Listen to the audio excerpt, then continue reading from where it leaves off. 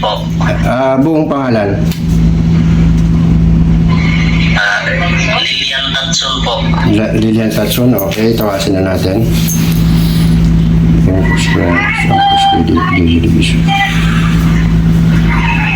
Cross ang Quater Benedicti, Cross ang Klasit ng Ilocos na Andracos at ng Ilocos Padre ito sa tanan ng Kuam Swadi ng Panaswan Malakoy Libasip sa Binibas. Okay.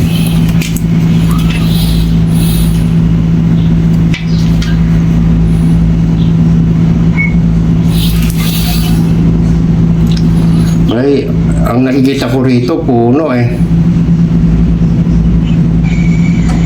May pinuntahan siyang puno. Oo, sir. Oo. Yan o. Puno yan. Ito, puno ito, puno. Yan ang napuntahan niya bago siya nagkasakit ng ganyan. Saan ba siya pumunta? Huling pumunta.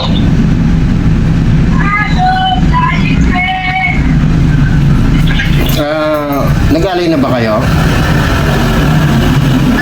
Oo. Yung mama mo nakatamang hindi katulad sa atin. Hindi siya kinulam. Hindi po nakikita. Oo. Hindi siya kulam eh. Puno ito eh. Oh. Puno itong nakatayo na to. Puti. Yan ang may nakatira doon sa puno. Yun ang napuntahan niya. Opo. May malaking puno ba dyan sa inyo?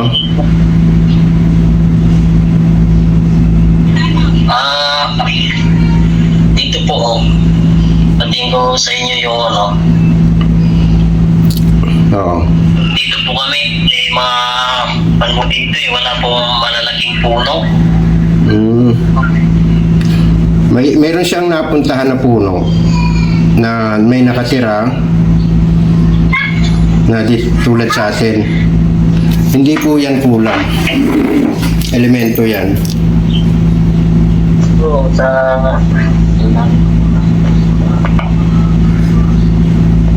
Wala naman nainggit sa kanya. Ito may elementong nakalagay. Elemento nasa puno. Ito yung tatlong ito. Tatlo yan. Ito yung nagliliwanag. Tapos ito yung puno, yung pa-diretso na ganun. Yan ang puno. Bago siya nagkasakit, napuntahan niya to. Yun, siguro natamaan niya yung elemento na yun. Kailangan niya mag-alay. Paano gagawin? Paano ang gagawin mo? Mag-ano ka ng itim na manok, papatayin mo na walang kutsilyo. Bali yung sarili, yung pakpak niya, tingnan mo ako, yung pakpak niya, itutusok mo dito. Dito yung pinakagitna daw sa likod ng ulo ng manok. Tutusok mo. Huwag mong papatayin ng kutsilyo. Patayin mo siya doon sa sarili niyang balahibo. Bubunot ka sa pakpak, tutusok mo doon.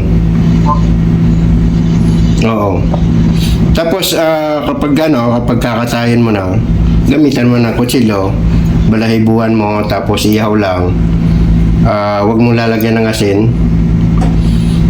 Tapos mag-ano ka ng matatamis na candy.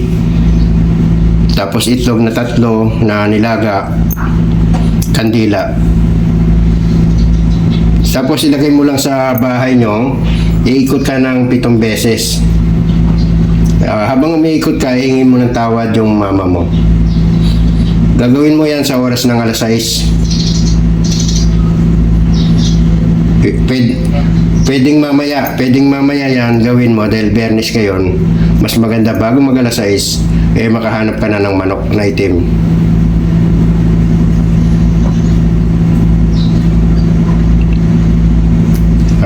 Saan ba kayo?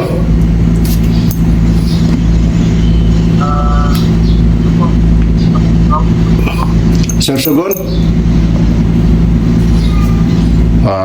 Bicol pala yan. Sige bro, yun na lang gawin mo, yung itinuro ko. Pag ialay mo na, pagka ialay mo na yung manok, babating-ting ka ng takip ng kaldero 3 beses. gaganyan mo yung takip ng kaldero. Ting, ting, ting. Tapos, yayain mo na sila. Hali kayo sa munting offering ko sa inyo na patawarin nyo yung ina ko sa kanyang karamdaman. Naway pagalingin nyo. Ganun lang.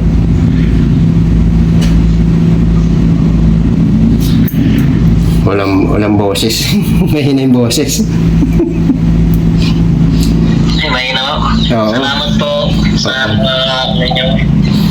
oras nyo. Ngayon, kailangan magkaroon siya ng dasal. Ibibigyan ko siya ng dasal. Yung, kahit yung San Benito lang na dasal. Opo. Okay, sige, God bless. Naway makatulong sa mama mo. Sige po. Okay.